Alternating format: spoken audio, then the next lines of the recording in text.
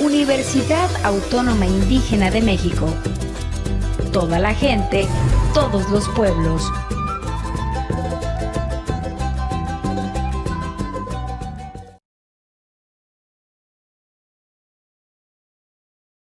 Saludos afectuosos, jóvenes estudiantes. Es un gusto enorme coincidir con ustedes en este nuevo semestre. Vamos a dar inicio a una de las asignaturas que desde la óptica personal, debo de decirles, creo que va a ser la asignatura más pesada. Yo creo que ni métodos ni técnicas de investigación tiene la vitalidad enérgica que tiene esta base psicológica del aprendizaje. Y creo que tienen que ver algunos elementos, algunos factores en lo personal. Número uno, que soy educador, ¿no? Entonces, como educador, sé de lo que les voy a hablar. Y eso creo que es importante. Si me pusieran a dar una clase de matemáticas, a lo mejor, y se me hiciera como muy antiético, pues no soy de matemáticas. Digo, sí aprendí matemáticas, estudié matemáticas, pero no es mi profesión el ser matemático. En este caso, sí me encantaría poder hablarles sobre las bases psicológicas del aprendizaje. En serio que es una asignatura sumamente compleja, muchos autores, muchas formas de entender, y es que al fin y al cabo de cuentas, cuando caigo en el razonamiento, sorpresa, estamos hablando del aprendizaje, y es la calidad del aprendizaje lo que les va a marcar en gran medida. Así es que sin más preámbulos, jóvenes, como nuevo, como siempre, es un gusto enorme compartir con ustedes. Insisto, creo que va a ser una asignatura bastante pesada, y no lo estoy diciendo dentro de las tesituras de asustar a nadie, no es ese mi estilo, pero creo que nos va a sumergir en un compromiso. ¿Por qué? Porque en la medida que se van acercando al finiquito de su carrera, entonces van a ir cayendo en la cuenta que una licenciatura, sobre todo en ciencias de la educación, es como bien complejo porque les toca estudiar en lo virtual, pero para tratar en lo presencial. Entonces, esos son de los bemoles con los que nos tenemos que enfrentar dentro de estos encuadres cognitivos, ¿no? Que ya luego iremos hablando. Vamos a hablar incluso de Marzano con su nueva taxonomía, vamos a hablar de Bloom y sus aproximaciones epistémicas. En fin, esta es una asignatura pero bastante bonita. Bueno, entiendo que los tiempos son cortos.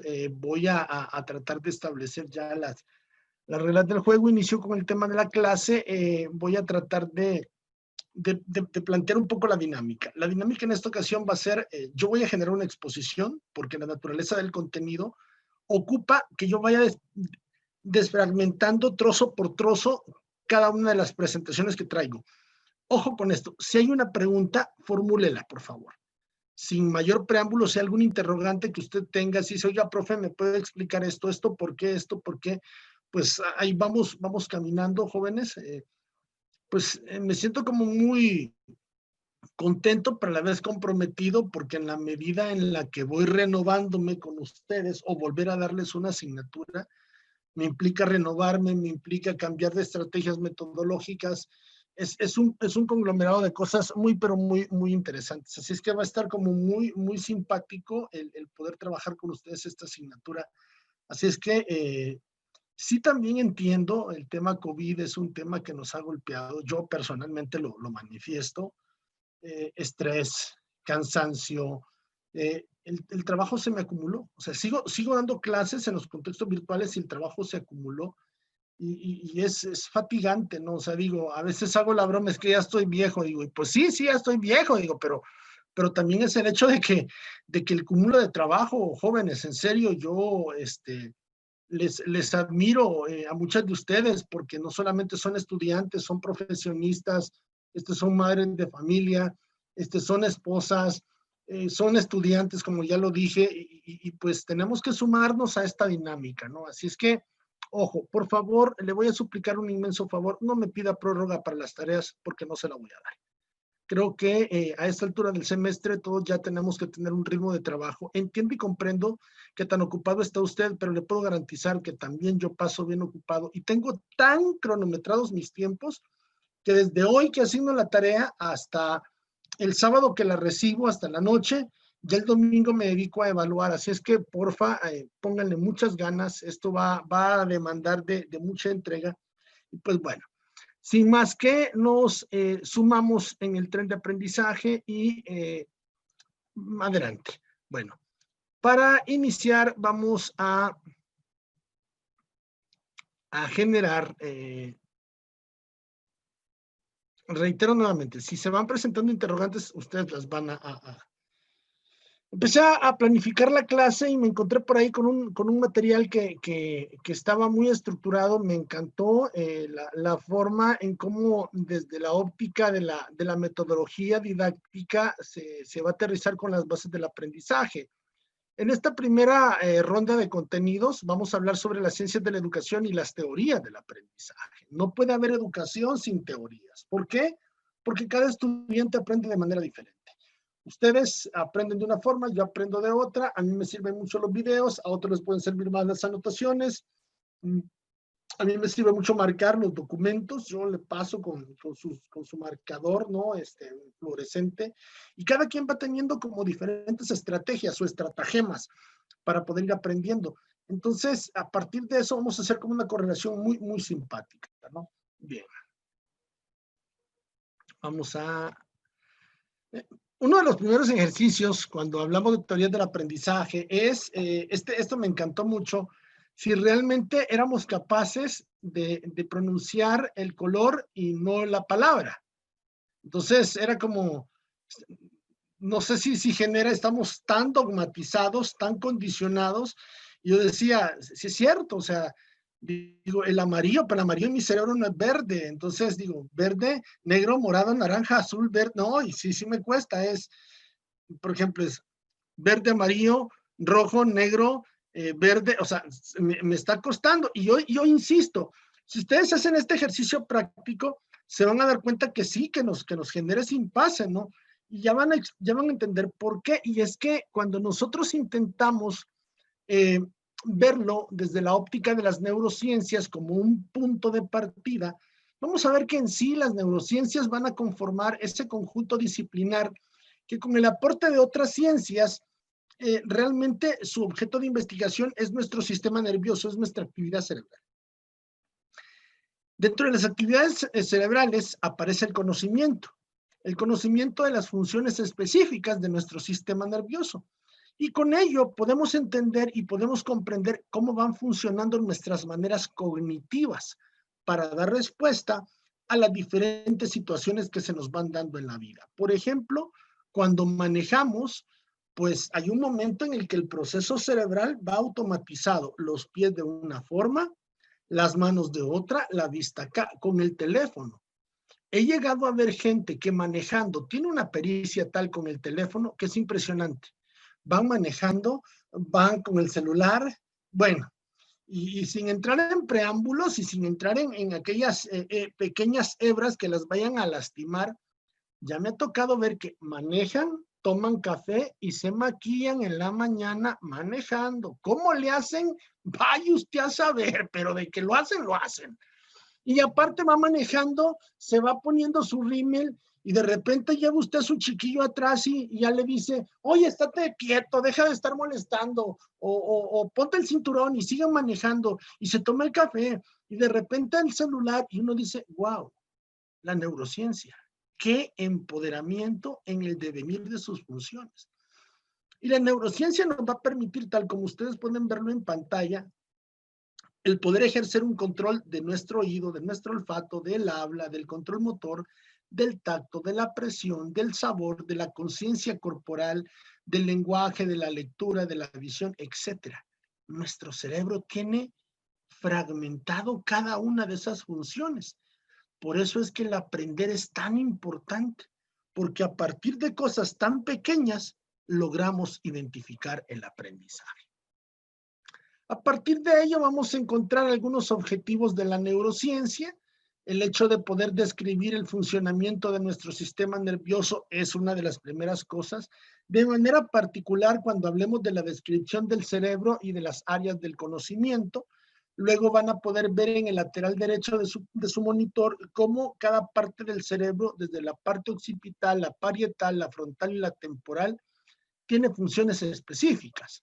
Y eso es porque parte de los objetivos de la neurociencia está en el hecho de poder determinar cómo evoluciona el cerebro de conformidad a los distintos ciclos evolutivos. Yo debo de decirlo, tengo una memoria en donde me recuerdo perfectamente del nombre de mi profesora de prekinder, cómo era, cómo se llamaba, cómo interactuaba con ella. Tengo muy latentes recuerdos. En algún momento, algunos neurólogos han dicho que tengo memoria eidética, es decir, que tengo una capacidad fotográfica. Y eso me ha permitido, en alguna manera, aprender a memorizar. Lógicamente, cuando veo estas partes del cerebro, empiezo a darme cuenta que la parte frontal de mi cerebro es la que está relacionada con ello. Usted tiene que aprender a identificar cuál es esa parte de su cerebro que tiene más desarrollada. ¿Por qué? Porque con eso usted puede conocer el nuevo enfoque de una neurociencia que tiene por propósito, dentro de los múltiples que lleva consigo misma, el entender el proceso de aprender. Por eso es que esta asignatura se llama Bases del Aprendizaje. Ojo con esto, muchachas. En esta altura de los semestres que han ido avanzando, me tocó, pues, afortunadamente, casi que entrando usted en la carrera, el interactuar, hemos cursado varias asignaturas y el mismo proceso ha ido gradual, ¿no? O sea, en unas hicimos infografías, en otros hicimos sistematización de lectura, y cuando yo tengo a bien recibir esta asignatura, dije, bueno, son las mismas señoritas, ¿con qué intervenciones metodológicas les voy a variar el aprendizaje? Número 1, es virtual. Número 2, es una materia muy exigente. Y número 3, ¿en qué nivel de la licenciatura se encuentran ya? Señoritas, no es por nada, pero se encuentran más cerca de terminarla que de cuando empezaron. Así es que creo que ahora ya las encuentro en una madurez cognitiva, y si se percatan, el grupo ha ido decreciendo. Tanto así que yo no sé en qué momento, y esto es una anécdota que la dejo para el análisis graciosa, yo estaba trabajando con un listado anterior y de repente hasta gente que no tenía, yo le había puesto nota y decía, ah, caray, ¿cómo es eso? ¿En qué momento? O sea, me dormí gente que no tenía nota, o sea, que no estuvo en mi clase, y yo, a ver, y era reestructurar y revisar y ver la plataforma y ver cómo trabajan, pues gente que nunca enciende la cámara, ya a esta altura pues ya ni qué decirles, gente que casi no participa. Entonces uno empieza y la neurociencia me va permitiendo identificarlos. Para esto, debo de decirles que las neurociencias van de la mano con el aprendizaje, porque hacen de que si cambia el cerebro, cambia la manera en que aprendemos. Por ahí vamos a ir entendiendo que las neuronas de nuestro interior, de nuestra masa encefálica, se reconvierten, se van a apagar si es necesario, se van a encender frente a las necesidades, y allí vamos a encontrar una neuroplasticidad cerebral, la cual la vamos a tomar como un desafío, como un nuevo campo problemático, y ahí usted va a entender por qué dentro de esta neuroplasticidad cerebral hay niños que son buenísimos para la literatura, hay niños que son excelentes para el dibujo. Va a encontrar usted pequeños artistas cuando trabaja en parvularia, niños con plastilina. Señoritas, desde pequeños ya traen competencias que uno ni al caso, ¿eh? O gente que es buenísima para aprender idiomas, que no necesita ir a una escuela, es la neuroplasticidad. Aprendamos a descubrir para qué somos buenos nosotros. No solo para comer ni dormir, entiendo que en eso muchos somos expertos y yo me anoto, ¿no? Sobre todo en el arte del buen comer, pero digo, dentro de nuestra cognición cerebral es que la neurociencia y la educación van a representarnos un estilo de enseñanza. Y para ello, sí me gustaría decirles que cada persona tiene una modalidad personal de aprender. Esta modalidad debe de respetarse, y usted como profesora de parvularia debe estimularle a los niños las capacidades en las que son buenas. ¿Por qué? Porque cuando analizamos esto desde las bases psicológicas del aprendizaje, vamos a encontrar dos grandes actividades. En primer lugar, la reconversión neuronal. A todo esto usted me preguntará qué es la reconversión neuronal. La reconversión neuronal es el hecho de que las neuronas puedan expandir su campo de influencia, en donde si unas mueren, las que permanecen pueden ocupar el rol que desempeñaban otras neuronas. Y es por eso que Algunas personas pueden envejecer, pero si tienen una gimnasia cerebral constante, son personas que nunca pierden la percepción del tiempo, de los hechos y tienen mucha racionalidad. Para ello yo recomiendo mucho, en lugar de perder el tiempo a veces tonteando en las redes sociales sin razón de ser, haga gimnasia cerebral, haga de esos jueguitos de figuras, haga de esos jueguitos de números, el cubo mágico, son cosas que ayudan al cerebro. Yo voy para el otro apartado, para el apartado de la reserva cerebral. Y es que las mismas bases psicológicas del aprendizaje hablan de que la reserva cerebral es ese tejido que nosotros tenemos disponible para adaptarse a estos cambios en respuesta a los diferentes eventos normales o anormales ocurridos durante toda nuestra vida. Yo tengo bien presente episodios de mi vida y puedo decirles, me daba mucho miedo la oscuridad. O sea, por alguna razón, la oscuridad de pequeño siempre me dio miedo. Yo le tengo mucho miedo y esta clase, a pesar de que no es un espacio para divulgaciones personales, pero confieso, a mí el arte sacro me da miedo. Aun y cuando mi concepción y mi postura religiosa es católica, el arte sacro, hay ciertas estatuas que me dan miedo. Parte de mis pesadillas han sido que estoy solo en una iglesia rodeado de estatuas. Entonces uno dice, caray, o sea, yo no pedí que eso me diera miedo. La idea sería buscar dentro de mi reserva cerebral, dentro de mi reconversión neuronal, qué es lo que me está afectando. Para ello, vamos a ver cómo desde las ciencias de la educación encontramos dos posturas. Ahora sí vamos a centrarnos con el enfoque de los autores. De hecho, decirles voy un poco rápido, pero no porque quiera, sino porque realmente es importantísimo que vayamos caminando. Y a partir de eso, Durkheim habla que la pedagogía es una forma de reflexionar sobre la educación. Habla que estas reflexiones toman forma de teorías que al final son combinaciones cuyo objeto es dirigir la acción. El concepto es largo. Una de las ventajas significativas de estos contextos virtuales es que la educación queda grabada, este proceso de enseñanza-aprendizaje que tengo con ustedes queda grabado en un video que luego se sube a YouTube y esa es una de las particularidades que me encanta porque usted este video puede volver a verlo las veces que quiera, adelantarlo, atrasarlo, ponerle pausa y eso le va a permitir a usted como hacer énfasis en aquellos elementos en donde le es más difícil canalizar la comprensión. Pero desde la otra óptica vemos a Dewey. Él habla que la educación se va a ocupar específicamente del problema de la educación. Y él habla que su interés se centra en cómo debe estar vinculada la educación con la realidad, con la filosofía, con la teoría y no ser una pura reflexión. Totalmente de acuerdo. ¿Qué significa esto? Nosotros tenemos que considerar el ámbito geográfico para adecuar nuestras maneras, nuestras formas, nuestros mecanismos y nuestras herramientas de enseñanza. Un ejemplo, se vino la pandemia. Nadie estaba preparado para educar en adversidad. Edgar Morin ya lo había dicho, este célebre sociólogo francés.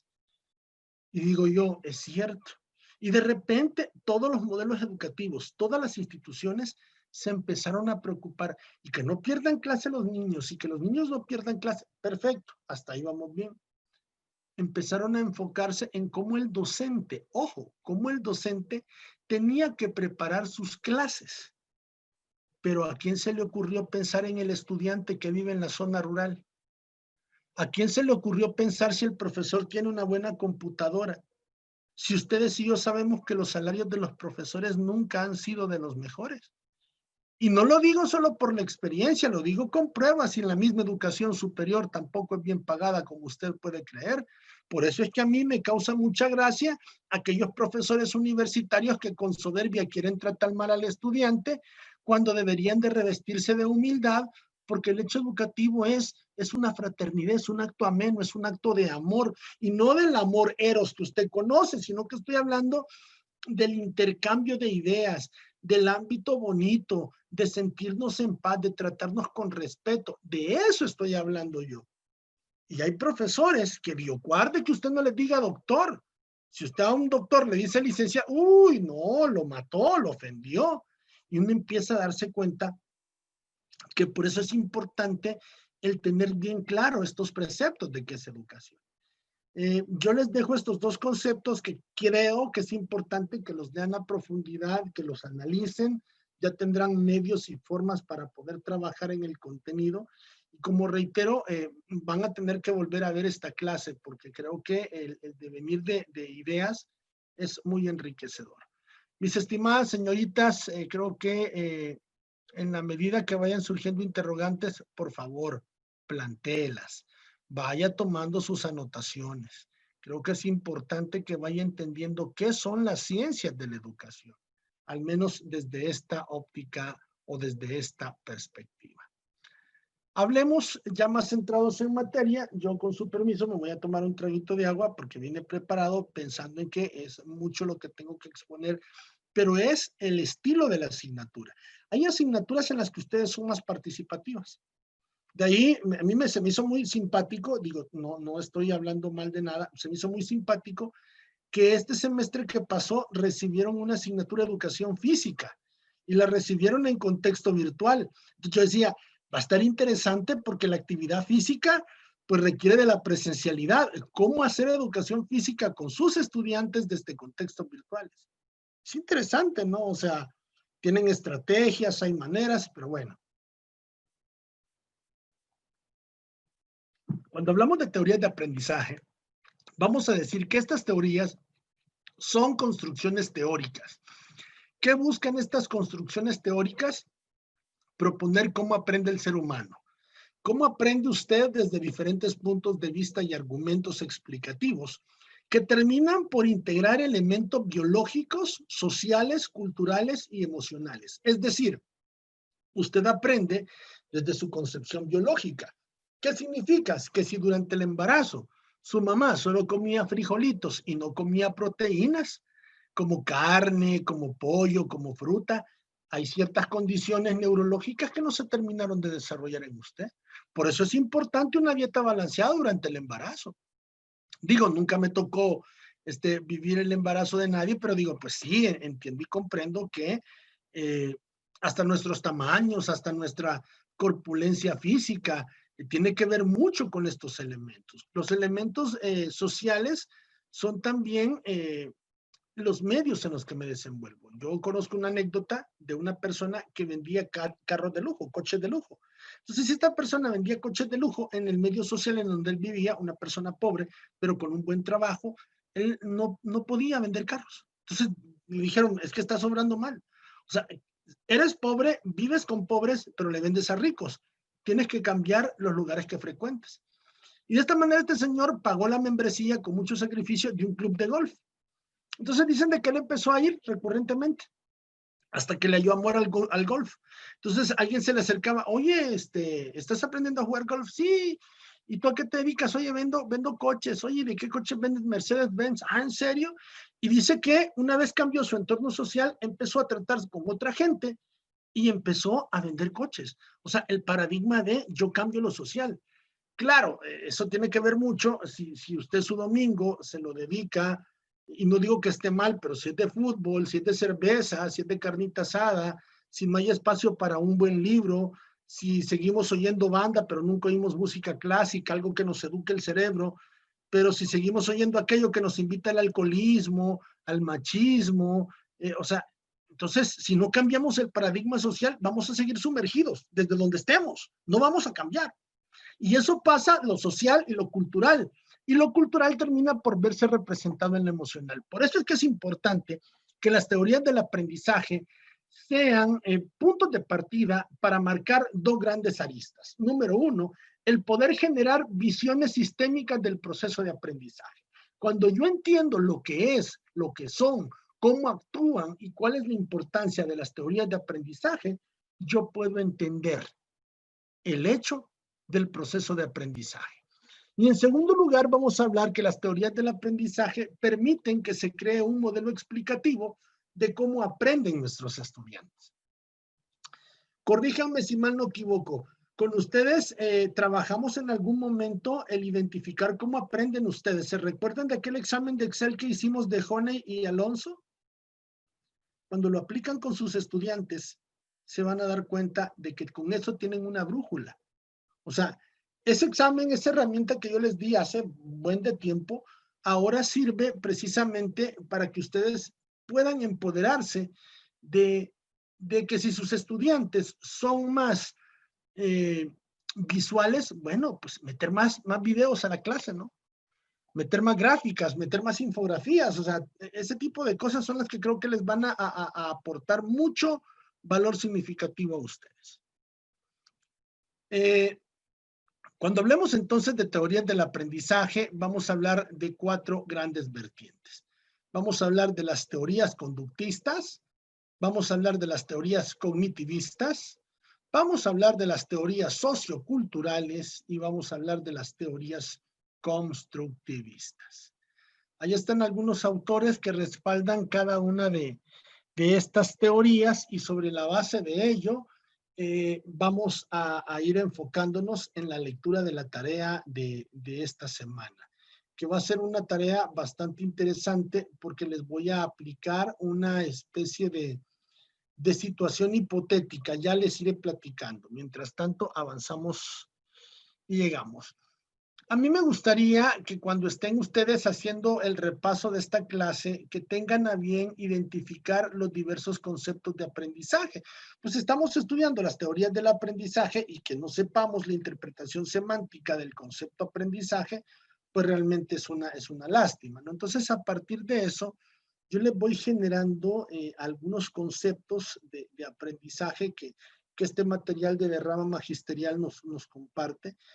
Y de esta forma ustedes van a lograr entender qué es el aprendizaje y al final vamos a decir que el aprendizaje, después de haber leído estas interpretaciones de diversos autores, es un concepto que puede interpretarse desde muchas ópticas, pero se puede entender como el proceso de adquirir el conocimiento, de adquirir habilidades o actitudes. Yo voy a decir, por muchos años, fue curioso, cuando yo aprendí a manejar en un carro estándar. Pero cuando yo compré mi primer coche no era estándar, o sea, aprendí en estándar porque en el examen de la licencia ese es el tipo de coche que uno utiliza, un coche estándar. Pero cuando ya compré yo coche era automático. Entonces todo lo que me había costado aprender, pues se me olvidó. Entonces de repente cuando volví a tomar un coche estándar, el reaprender lo que ya había aprendido tiene que ver con estos conceptos de aprendizaje. Señoritas, ahí les va. Cuando usted está soltera, probablemente no se preocupa tanto de la cocina, si vive con mamá, si vive con papá, pues a lo mejor se acostumbra a aprender a hacer su propia comida, ¿no? Pero cuando habla de su propia comida, hace sándwich, hace su torta de jamón, ¿no? No como la del Chavo del Ocho, ¿no? Pero sí su torta de jamón con su virotito. ¿Sí se come virote en Sinaloa, las que son de Sinaloa, chicas? ¿O cómo se le llama el pan en Sí, sí se Sinaloa? come. Pero casi ¿Sí? no es muy acostumbrado, profe. En otros estados sí es más acostumbrado el pan virote. Ay, qué Pero aquí rico. No, utilizan más para la torta lo que es el pan de telera, le llaman algo así. la telera, sí, la telera es planita. Pero si hago la comparación entre virote y telera, no saben de lo que se pierden, señoritas. Pero bueno, eso ya será tema de otra materia de comidas típicas. Ojalá que un día nos toque hablar de tanta cosa rica, ¿no? Pero en este concepto del aprendizaje, cuando usted se casa, reaprende. O sea, todo lo que no podía de comida, pues le toca aprender y aprende a cocinar, aprende a picar cebolla, a picar tomate, o sea, y aprende, o sea, su cerebro va reconvirtiéndose. Usted no se da cuenta, usted no se percata, pero si usted piensa que cuando se casa hay una transformación cognitiva, cuando tiene hijos, aun y cuando yo nunca he parido un hijo, como lo digo, pues por obvias razones, pero también cambia el cerebro. Y ya la persona ya no piensa de soltero a madre de hijos, ya no, ya cambia el cerebro. O sea, el aprender se reconvierte en una actividad dinámica que vamos aprendiendo conforme nos vamos haciendo viejos. Vamos a hablar de la teoría conductista. Hablemos del aprendizaje a partir del enfoque de Pavlov. ¿Qué es lo que decía Pavlov? Pavlov hablaba de aprender por condicionamientos. Y acá, cuando vean esta lámina en el video, busquen poner pausas para ver de manera idónea. Pavlov tenía comida y tenía un perro. Si este perro le daban un estímulo, el perro respondía de una forma, pero si al perro, en lugar de darle comida, le daban un sonido, había una, fíjense el tipo de respuestas. Si le daban comida al perro, le daban una respuesta incondicionada. Si le daban un sonido a lo que buscaban que el perro hiciese, le daban una respuesta no condicionada. Pero si al perro le daban sonido y comida, ya le generaban otra manera de interpretar las acciones. Y es que ¿cuántos de nosotros estábamos pequeños? A lo mejor no podíamos hablar, teníamos 2, 3 años, pero quebrábamos un bote, un florero, y mirábamos una chancla en la mano de nuestra mamá. ¿Qué pensábamos? Que nos iban a castigar. Ese es el condicionamiento de Pavlov. ¿Cómo aprendemos? Inténtelo, inténtelo. El ejemplo de Pavlov es con un perro. No voy a comparar un perro con una criatura, no hay marco de comparación. En una clase, ofrézcale a los niños que se aprenden la tabla del 5 o del 9 un chocolate. Le garantizo que si usted le dice, mañana hay competencia, vamos a jugar de competencias matemáticas. Todos los niños que traigan aprendida la tabla del 9, les vamos a dar un premio, un chocolate. ¡Eh! Y todo el mundo celebrando y festejando, ¿no? Y de repente los niños con ese estímulo le ponen más ganas, le ponen más ganas. Yo creo que la teoría conductista de este aprendizaje condicionado es lo que se puede concebir como un condicionamiento clásico, ¿no? Lógicamente, este académico trabajó el reflejo condicionado, él lo trabajó con perros, muy, muy interesante. Yo no me voy a detener, pues pasaría todo el mes explicando cada autor, pero sí traigo como ejemplos muy puntuales. Hablemos de Tordek, no sé si lo dije bien, pero pues al menos usted me entiende, ¿no? Él trabaja sobre lo que Pavlov estaba haciendo, la teoría del aprendizaje por ensayo y por error. Y fíjense que el ejemplo que él pone es bien interesante. Dice que se pone en una caja a un gato y el gato podría haber escapado fácilmente de esa caja, pero realmente el gato no se limitó, no lo hizo, pero agregaron un estímulo, agregaron comida a la caja. Entonces, frente al estímulo, el gato intentó resolver el problema más rápido para salir de la caja. Así somos los seres humanos. Así somos los seres humanos. O sea, a ustedes el estímulo son las calificaciones, pero también yo no soy de los que confrontan ni de los que buscan pelear. No, yo no soy así.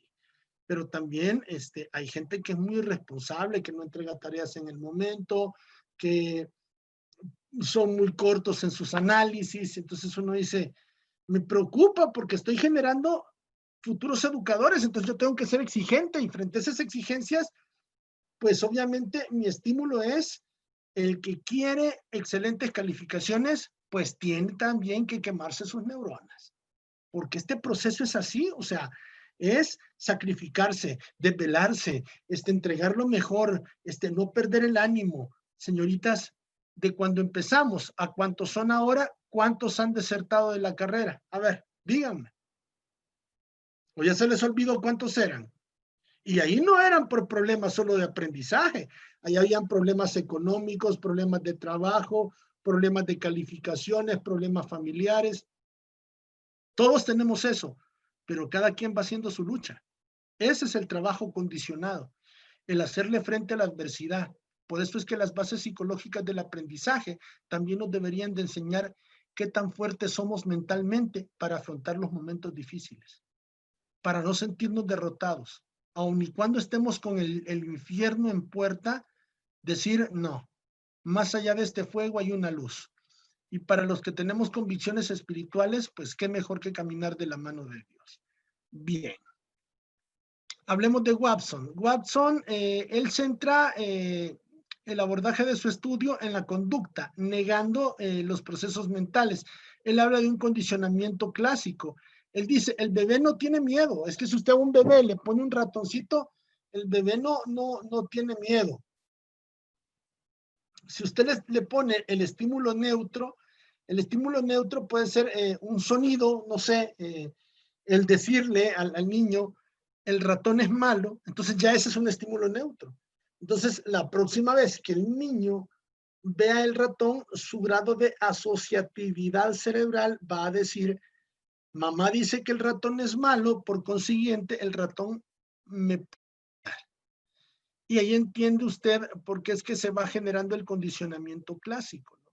Yo miraba en esta semana en el periódico, cuando ya eres adulto, dice, cuando ya eres adulto, antes le tenías miedo a la oscuridad, hoy le tienes miedo al SAT. Yo decía, sí es cierto, ¿no? Ahora le tengo miedo a las deudas, le tengo miedo a que no llegue la quincena, le tengo miedo a que no se me pague. O sea, sí, tenemos miedo, ¿no?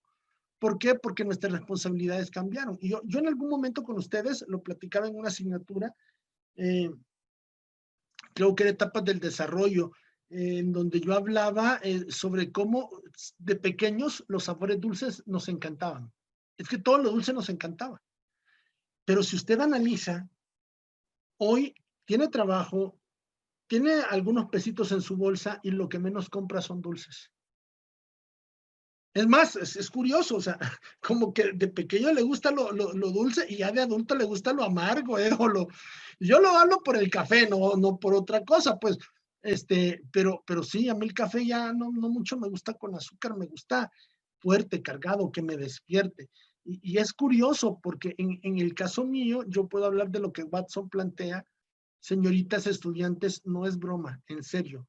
Cuando yo no tomo café en la mañana, en todo el día yo estoy mal. O sea, yo tengo ya una drogadicción por la cafeína tremenda.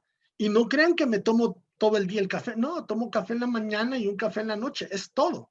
Y el café, veo que gente dice, es que si tomo café ya no duermo. No, mi condicionamiento no está en no dormir con el café. O sea, el café me relaja, el café me anima, el café, mi condicionamiento. Ustedes tienen su condicionamiento. Lo mismo pasa cuando estén estudiando en teorías del aprendizaje, en estas bases psicológicas del aprendizaje, lo que pasa por la mente de una persona con un vicio. O sea, cómo el alcoholismo, la drogadicción, es más que una cuestión física, es una cuestión mental, que creen que no pueden vivir sin eso. Y se empoderan y no se dan cuenta del daño que se hacen. Pero bueno, no es esa la razón de esta asignatura, pero se los planteo para que ustedes vayan generando análisis. Señoritas, hay mucho silencio y lo entiendo, pero ¿qué onda? ¿Cómo vamos con el abordaje de la clase? ¿Cómo les ha parecido todos estos planteamientos? ¿Vamos bien? ¿Vamos mal? ¿Retrocedemos? ¿Preguntas? ¿Interrogantes? ¿Puntos de vista? A ver, platíquenme. Rompamos el turrón. O están mudas o cantan demasiado y se cuidan la garganta. ¿Qué pasa? A ver.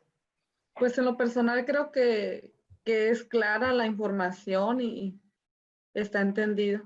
Ok. Y como Los usted demás. dice, pues necesitamos, ya que se suba este video a YouTube, pues para tener mejor comprensión de lo que usted explicó y de la lectura, leerlo pues y comprenderlo mejor, porque pues los tiempos son muy cortos y a lo mejor leemos las primeras frases y ya pues es mejor le dedicamos tiempo en escucharlo usted atentamente. Entonces yo creo que sí va a ser necesario porque es muy complejo. Y se van a dar cuenta, porque estamos hablando de la parte medular del proceso de su carrera. Estamos hablando del aprendizaje. Es que con las acciones que usted hace en el interior del aula es lo que busca, ganar aprendizajes. Porque si usted siente que su estudiante no aprende, entonces usted es el que refleja que no sirve como profesor.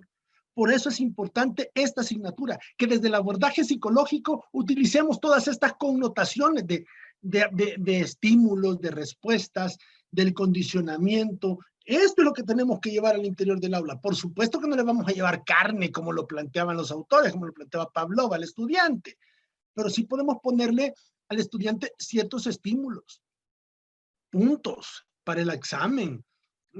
Si trabaja con pequeños estímulos, medallas, cuadros de honor, etcétera, etcétera, etcétera. La estrellita. Exacto, la estrellita, muy bien, ¿no? Esos elementos que marcan de manera significativa, porque aunque usted no lo crea, una estrellita para un niño representa tanta alegría y tanto orgullo porque hay un reconocimiento de que le está poniendo todo su empeño a canalizar un aprendizaje como tal. Vamos a hablar de Skinner. Skinner, muy interesante la propuesta de él. Él analiza la incorporación de la observación de los elementos introspectivos como sentimientos. Él lo pone, al principio pone una paloma a aprender que al tirar la palanca recibe alimento. Con ello, la palomita empieza a identificar el funcionamiento de este mecanismo. Si yo jalo la palanca, obtengo alimento, ¿no? Alpiste, arroz, no sé lo que le den al pajarito. Luego, al tirar la palanca, no siempre sale el alimento.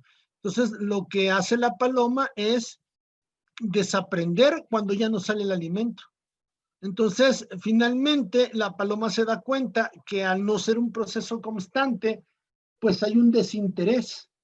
Y ya la palomita empieza de alguna manera a comprender que no siempre va a recibir alimento cuando jala la palanca. Entonces, eso es lo que la palanca puede ser como esos atractivos que le ponemos a la educación, y el alimento del que habla Skinner pueden ser precisamente los aprendizajes. O sea, ¿qué tenemos que hacer para aprender mejor?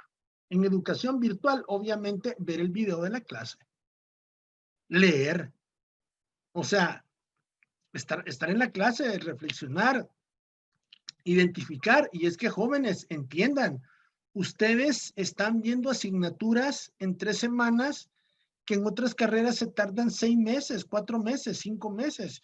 Entonces, es como tratar de reflexionar y decir, bueno, jóvenes, es que por eso precisamente es el valor de lo virtual, ¿no?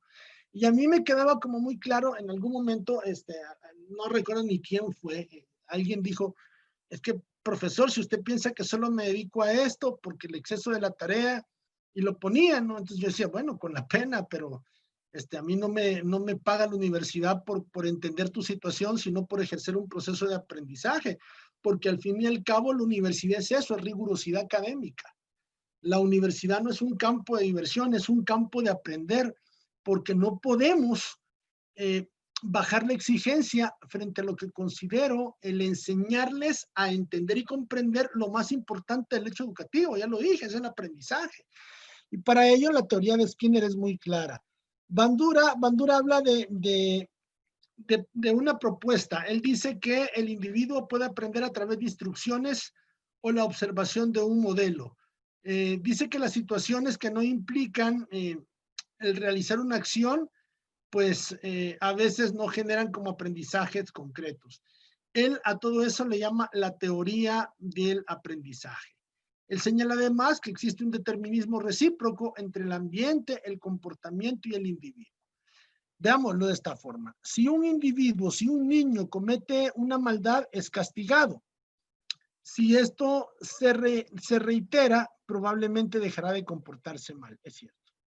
O sea, uno empieza a darse cuenta que le pueden decir a uno, mira, si tomas, no manejes. Y dicen, no, que vale, no sé qué, que no sé cuánto, pero de repente chocan por ir alcoholizados. Y cuando están a punto de perder la vida, entienden, o sea, las experiencias significativas, los golpes fuertes de la vida hacen que la persona aprenda. Ojo con esto, si yo estoy regañando a mi estudiante porque en el recreo se portó mal, los compañeritos observan que estoy tratando de reprimir la conducta negativa. Entonces, los compañeritos, al ver esa conducta, sienten miedo de portarse mal. Y ese miedo les inhibe a no portarse mal. Entonces, eso es lo que se llama este determinismo recíproco, ¿no? Hay un comportamiento, el comportamiento se modifica en función del medio. Esto me permite a mí entender que cuando los jóvenes entran en la preadolescencia se vuelven más malcriados. Ya los jóvenes que están en el último año de primaria y están en los 2 primeros años de la secundaria van a encontrar una malcriadeza y una desfachatez tremenda. Pero allí es donde usted observa, aprende y determina. Y cuando usted corta esa conducta negativa, le garantizo que puede explotar un excelente ambiente de aprendizaje.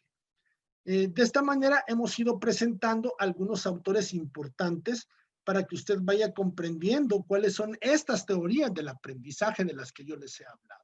No obstante, si se recuerdan, al inicio de un concepto de lo que son teorías del aprendizaje. En síntesis, podemos decir que las teorías conductistas desde la pedagogía tienen como procesos graduales, secuenciales. Por un lado, estudian el aprendizaje observable a través de las conductas. Estas conductas se observan, se miden y se cuantifican. Son producto de estímulos externos que pueden ser obviamente reforzados.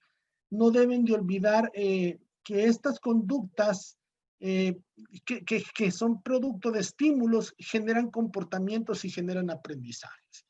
Yo siempre voy a decir que una profesora que pone estímulos positivos en sus estudiantes, yo les recomiendo, si trabajan en parvularia, el tema de los sellos. El sello, eres un excelente trabajador, y ya le pone, eres una hormiguita, ¿no? Trabajas con mucha calidad. O de repente me ocurría a mí, sé que los psicólogos me van a destrozar y lo entiendo, pero cuando hablaba mucho, me recuerdo que mi profesora en parvularia me ponía, este día te convertiste en un periquito, has pasado hablando mucho en clase, ¿no? Y yo entendía que no es que me quería decir animal, sino que necesitaba concentrarme más. Y a mí personalmente ese tipo de cosas me servían. Por otro lado, cuando hablamos de que las conductas, el aprendizaje es observable, es cuantificable, es medible, estamos entendiendo que son provocadas por una evaluación. Es que el premio, el castigo, lo que se observa. Y acá es donde el docente aprovecha estos espacios para transmitir los objetos de conocimiento que quiere trabajar. Es decir, me ha pasado decir a los estudiantes en la universidad, jóvenes, he preparado este contenido, me costó mucho planificarlo, y entiendo que a lo mejor la plática que ustedes tienen en el interior del aula es de mucha importancia, lo respeto, pero si quieren platicar, háganme el favor de salirse de mi clase y yo voy a continuar impartiendo el contenido. Cuando he dicho eso, los jóvenes paran de hablar y les pregunto, ¿se quedan o se retiran? No hay problema, no lo digo de mala forma, y los jóvenes se callan y se quedan en clase. O sea, el observable, ¿no? O sea, el señalamiento de que estás obrando mal. O el tema del celular en la clase. El tema del celular en la clase es un problema. Entonces, si yo desde el inicio del semestre dije no celulares en una clase presencial y de repente suena el celular, me callo y digo, si van a contestar, por favor, háganlo afuera del aula. Y me deja continuar con mi clase, ¿no? Pero ya lo había dicho al principio del semestre. Entonces el estudiante inmediatamente deja eso. Entonces uno tiene que ver que esa es la teoría conductista, ¿no? O sea, el enfrentarse a estos nuevos escenarios, muchos de nuestros estudiantes en parvularia, en primaria, tienen conductas muy nocivas y no es porque ellos estén conscientes de que están obrando mal, sino que es que lo han aprendido del ambiente de sus papás. Niños que ya llegan a parvularia repitiendo groserías, que las escucharon en la casa de los patanes de sus padres, ¿no? Porque pues hasta para eso hay que tener un poco de cuidado, de medir el vocabulario que usted va a emplear con niños, porque está alterándole la inocencia, ¿no? Y a veces detrás de un falso machismo toleramos y dejamos pasar cuánta desfachatez. Pero bueno, son situaciones en las que trascienden más allá del contexto profesional y pues que en eso no podemos hacer nada. Desde ese preámbulo de ideas vamos a hablar de que los paradigmas conductistas retoman una metáfora básica. La metáfora que se utiliza es la de una máquina. Esta metáfora hace alusión a la posible predicción de cómo la máquina logra conocer la fuerza de tu conducta, es decir, tu conducta depende de un estado emocional y este estado emocional es provocado por algo. En algún momento de mi vida, 20, 30 kilos menos, pues sí iba a un gimnasio. Antes de trasladarme a vivir acá a México, tenía más tiempo, tenía más cercano el gimnasio. Y traigo esto porque mi cerebro era una máquina, se estimulaba. Me ponía mis audífonos y habían ciertas canciones que me daban más ganas de hacer ejercicio que otras. Por ejemplo, un ejemplo absurdo, ¿no? No sé si conocen, hay un grupo de rock que se llama Iron Maiden y hay una canción que se llama, no recuerdo ni cómo se llama, yo solo recuerdo que decía Run to the Hills, como corre a las colinas, ¿no? Y me gustaba esa canción tanto y cuando estaba en bicicleta, haciendo bicicleta, me encantaba esa canción y le ponía muchas ganas. Y pasa también con los boxeadores, con una canción de una película que se llama Rocky. la canción de Rocky, ¿no? Pam, pam, pam, pam, pam, pam, y la gente se cree que va boxeando y todo, ¿no? O sea, estimula. Yo creo que esta metáfora de la máquina hace alusión a que como profesores tenemos un cúmulo de competencias que debemos de poner en práctica, pero ¿cómo las ponemos en práctica? A través de buenos métodos de enseñanza que nos den la oportunidad de crear en nuestros estudiantes buenos receptores de conocimiento. Los estudiantes deben de ser buenos canalizadores de la información que les estamos dando. ¿Por qué? Porque cuando transmitimos la enseñanza se va a centrar en contenidos y estos contenidos deben de asumirse en información que termina por considerarse aprendizaje, un aprendizaje que se almacena y se aprueba. ¿Hay motivaciones para aprender? Sí. No es broma. Cuando yo conozco a mis profesores, me siento motivado por A o por B motivo. Yo les puedo decir, aún en el doctorado hay profesores que me motivan más que otros. Hubo un caso de un profesor que me dijo, yo no estoy de acuerdo con lo que Herbert dice, pero nunca dijo por qué. Entonces, la moraleja que a mí me ha dado es la de temor y yo, cuando él esté hablando, yo no quiero opinar, no quiero participar.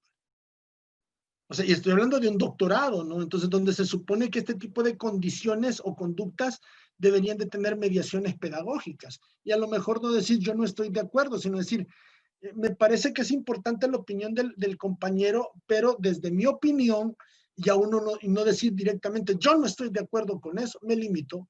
Entonces, si eso me pasa a mí en el abordaje de un segundo doctorado, o sea, digo, ¿qué pasará con otras situaciones, ¿no? Y ahí es donde usted entiende que el por qué a veces el someternos a un currículo cerrado y obligatorio para todos, pues es complejo, porque depende del tipo de currículo, así es el tipo de aprendizaje que tenemos. Comparaciones. No me lo pregunten por qué, pero las escuelas católicas, y no estoy hablando de religión, tienen fama de ser buenas. Yo he conocido colegios católicos buenísimos y la gente tiene como ya esa noción, no, es que esa escuela, no, es que las monjas son muy estrictas, no, es que el padre que es director de esa escuela es muy exigente, ¿no? Y uno dice, bueno, a lo mejor y tienen eso que les da vida. ¿Qué nos hace entonces entender qué es lo bueno y qué es lo malo? ¿Qué es lo que motiva a la máquina de la conducta del aprendizaje? Los objetivos que nos trazamos y la forma en cómo evaluamos. No olvide esto.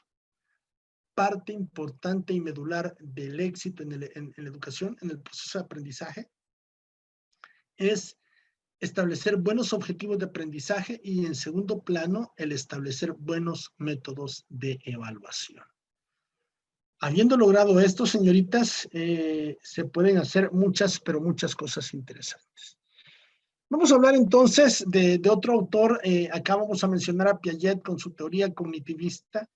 Y Piaget sostiene que el ser humano se construye o construye su conocimiento a partir de la enseñanza, pero él habla de que la enseñanza se adquiere a través de las etapas, y estas etapas tienen que ver con desarrollos intelectuales y físicos. Él crea la teoría genética, en donde va hablando de la etapa motora sensorial. Acá en esta etapa uno ve cómo a través de la experimentación conocemos lo que es redondo, lo que es blando, lo que es duro, lo que es caliente, lo que es frío. Es una etapa que va de 0 a 2 años. Luego, Piaget en esta teoría genética va a señalarnos de la etapa preoperacional. Acá él habla del desarrollo de ciertas habilidades, cómo comunicarnos. Mamá, leche, comida, o sea, el niño va señalando galleta. De repente yo tenía un compañero, un profesor de inglés, que su hijo estaba empezando a hablar y él decía, el niño decía, uki, uki, uki. Y yo decía, chinga, ¿qué quiere el niño, no? O sea, uki, uki, uki. Le pregunté a su papá, oye, ¿qué quiere decir el niño con uki? Él quiere decir cookie. Lo que pasa es que en casa solo ve caricaturas en inglés, solo ve televisión en inglés, le hablamos en inglés, entonces el niño, si yo le digo galleta, no va a entender, pero si me dice uki, o sea, yo entiendo que es cookie. Ahora. O sea, ya uno va como entendiendo, ¿no? Es importante esta etapa que identifica Piaget con el preoperacional. Luego habla de la etapa de operación concreta operacional, en donde ya la persona entiende conceptos abstractos, en donde entiende y ya luego pues una etapa operacional que es donde ya hay un desarrollo sistemático del razonamiento lógico. Poco a poco se va caminando, ¿no? O sea, es decir, ¿cómo entró usted antes de esta licenciatura? ¿Con qué nivel de conocimientos? ¿Y en qué etapa de forma operacional se encuentra ahora, ¿no? ¿Qué tanto conoce de su profesión? ¿Qué tanto conoce de la literatura? ¿Qué tanto conoce de lo que le hemos enseñado cada uno de los profesores que hemos formado parte en este caminar educativo de su formación como licenciados? Por eso es que la teoría genética de Piaget adquiere un gran valor desde la cognición, ¿no? Desde la perspectiva de la óptica cognitivista, porque demuestra que en la medida que vamos creciendo biológicamente, el cerebro también va creciendo. Ojo con esto. Ejemplo, cuando usted, mi estimada señorita, estaba con un novio al que usted quiso y ese novio le fue infiel, de repente usted empieza a recordarse, ah, no, mi novio cuando me estaba haciendo infiel actuaba de esta forma, hacía esto, decía lo otro, actuaba así, actuaba allá, y usted empieza a identificar. Esa es una retentiva. Y la retentiva se genera que una conducta negativa le genera aprendizaje a usted. Así de simple, así de simple. O sea, si usted la primera vez que tomó café caliente se quemó, lo probó y se quemó, la segunda vez que le vaya a dar el trago, ya no lo va a hacer desde la primera vez. Va a soplarle, le va a menear con la cucharita o va a dejar que se enfríe, sabiendo que lo que no quiere es quemarse. Hay un precondicionamiento conductual. Usted tiene un hijo. Enséñele el cincho a su hijo, el cinturón, enséñele la chancla. ¿Y qué cree usted que asume el niño? ¿Que lo va a felicitar? ¿Que le va a dar la estrellita? No, estrellita de nalgada que le va a dar. Ah, entonces, ojo, O sea, ven cómo el aprendizaje se va canalizando de formas diferentes. Por eso va a ser importante. Yo creo que estas láminas se las voy a dejar porque sí creo que va a ser como muy, muy significativo que este material lo tengan ustedes, jóvenes. Creo que va a ser como muy importante. Bueno, acá cuando hablamos de esta teoría del desarrollo cognitivo, realmente acá ustedes ya lo tienen ya más esquematizado, ya hablamos de control motor, de desarrollo de habilidades verbales, del entendimiento de conceptos, del desarrollo de habilidades sistemáticas y de un razonamiento lógico, ¿no? Esto es a lo que Piaget le daba vida a su perspectiva genética en el modo y en la forma de enseñar. Pasando a otro tema, ¿cómo está el clima por allá por Sinaloa? ¿Está haciendo calorcito? Ya nosotros ya tenemos bajas temperaturas acá ¿Cómo están? ¿Están con calorcito o están con frío? Porque yo sí ya ando suétercito, ya no. Calor, sigue siendo. ¿En serio? Mucho calor. Ay, Por las mañanas amanece fresco acá en Choy. Lo que pasa que nosotros ya vivimos más a la sierra, por eso, pero lo que es Mochis, toda la parte baja de Sinaloa no. En Mochis Sigue hace con mucho mucho calor todavía. híjole, bueno, ¿qué les digo? Yo sí les presumo porque la verdad que octubre, noviembre y diciembre ya me huele a Navidad y cuando ya pasa el Día de Muertos, ay, creo que Navidad es de mi época favorita, así es que es ese frillito tan rico, ya me huele a champurrado, a tole y todas esas cosas tan ricas y tan típicas que nos da la cultura mexicana, ¿no? Así es que cómo no querer y cómo no amar este país que me da tanto. Bueno, vámonos, después de Piaget, yo sí quiero, al menos en este apartado, decirles cómo es que tiene lugar el desarrollo cognitivo. Es que desde el pensamiento piagetano, los seres humanos hemos buscado equilibrio, es decir, ese estado de comodidad se llama equilibrio cuando las cosas van funcionando bien. Y hay otra forma de integrar nuevas experiencias en nuestros esquemas. Hagan el análisis. Si yo les digo a ustedes, ¿cuáles son los mejores tacos que ustedes han comido? Me van a mencionar un lugar X. Difícilmente usted va a perder esa perspectiva del lugar que usted considera como el mejor de tacos. Y si yo le llevo a otro lugar, usted dirá, está rompiendo mi esquema, ¿no? O sea, no me lo acepta como tal, pero sí entiende que una experiencia nueva rompe con esa monotonía intelectual que llevamos.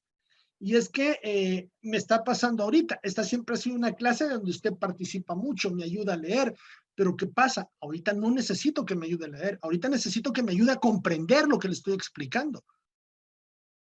¿Por qué? Porque es más complejo, es más difícil de asimilar estas teorías que yo les doy.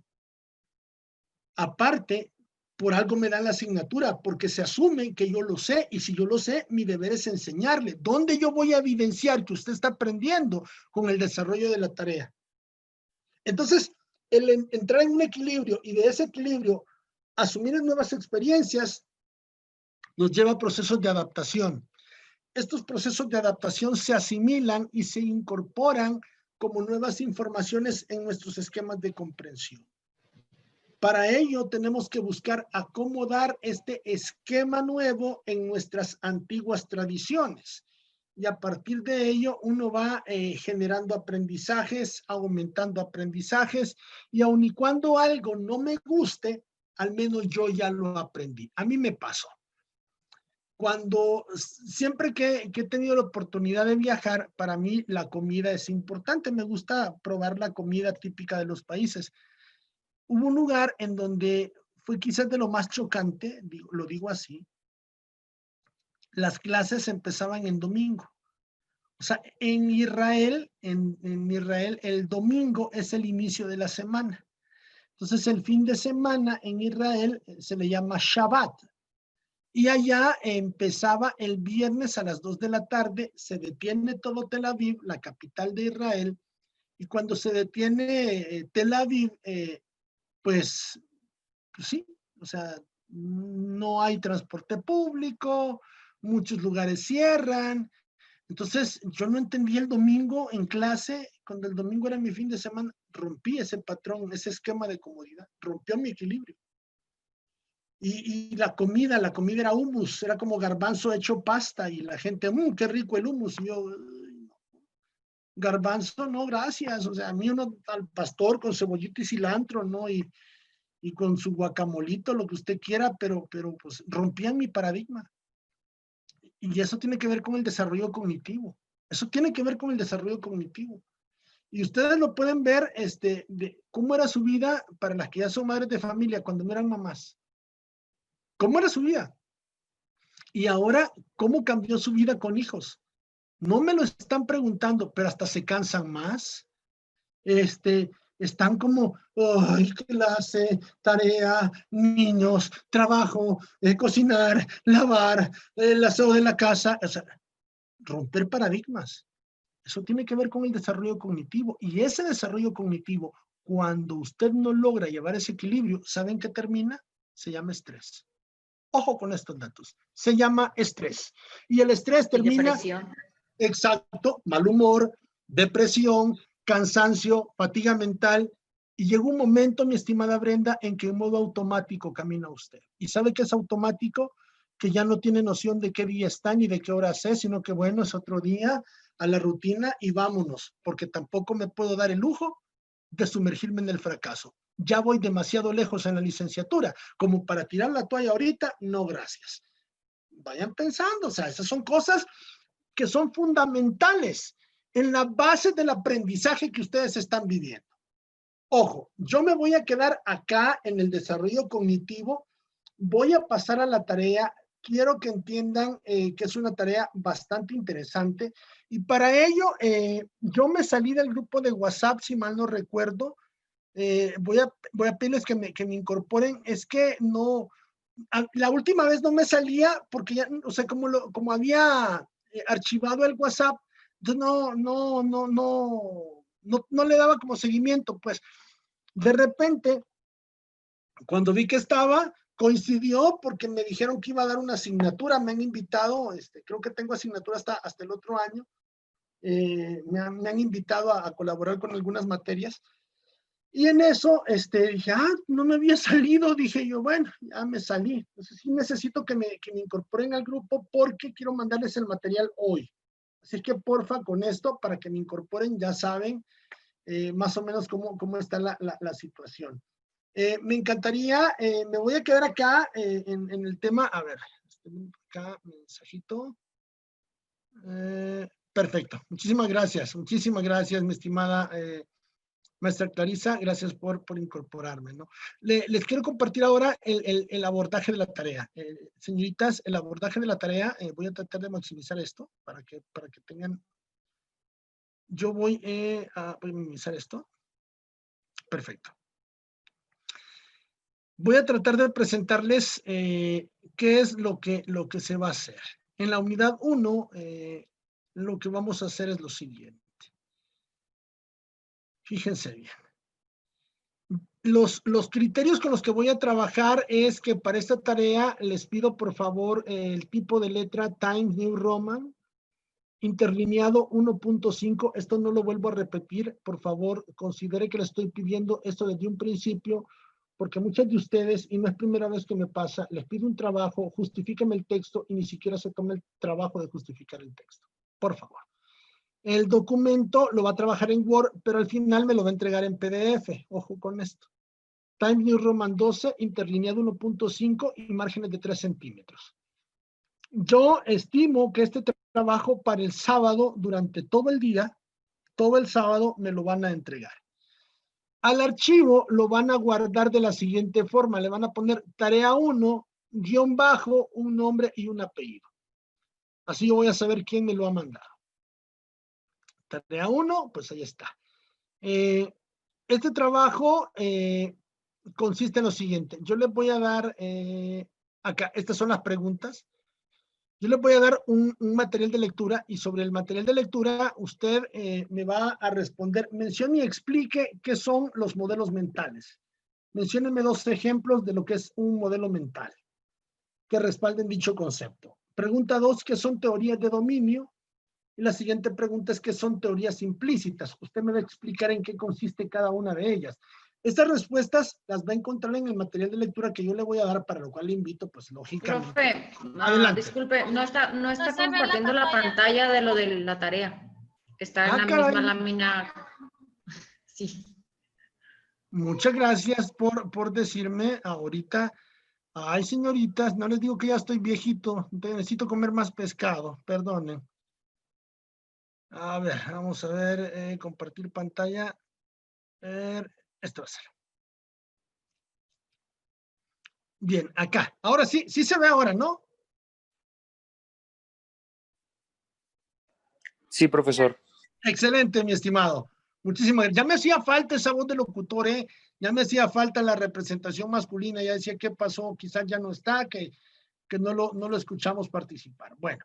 No sé, aquí estamos, profesor. Saludos. Excelente, excelente. Recuerde que el cierre de la clase lo hace usted. Esta es una herencia que nos deja este legado, ¿no? Bien, vámonos con las preguntas. Las preguntas, yo les voy a dar el material de lectura. El material de lectura está muy interesante. Son materiales buenísimos que tienen que ver precisamente con las recomendaciones de la Secretaría de Educación Pública de México con el tema de educación superior. Eso creo que es bien importante que lo sepan. No es cualquier material de lectura, son materiales propuestos por las autoridades de educación superior de México y creo que es muy valioso ese material. Pregunta 1, mencione y explique qué son los modelos mentales y te pido que des 2 modelos de cada uno de esos. Excelente, dicen que ya queda agregado. Muchas gracias, maestra. Dios me la bendiga, gracias. Segunda pregunta, ¿qué son las teorías de dominio y qué son las teorías implícitas? Luego les pregunto, ¿cuáles son las diferencias entre las teorías de dominio y las teorías implícitas? Explique y fundamente, por favor. Quiero buenos argumentos. Si me va a contestar en 3 líneas, no. Yo quiero buenos argumentos, que me justifique, que me explique, que me dé a entender cuáles son esas diferencias. 5. Defina con sus propias palabras y tomando como base el análisis de la lectura, ¿qué entiende por el aprendizaje como cambio representacional?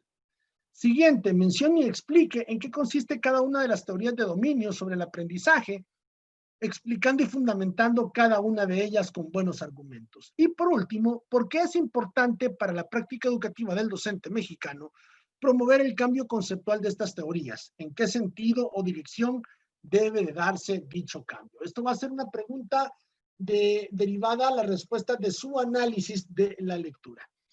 El material es de Vilanova S, de García y de Señoriño. Yo se los voy a pasar ahorita y después de haber hecho esa lectura, les voy a pedir que complementen el siguiente. Este es un ejercicio de dilemas.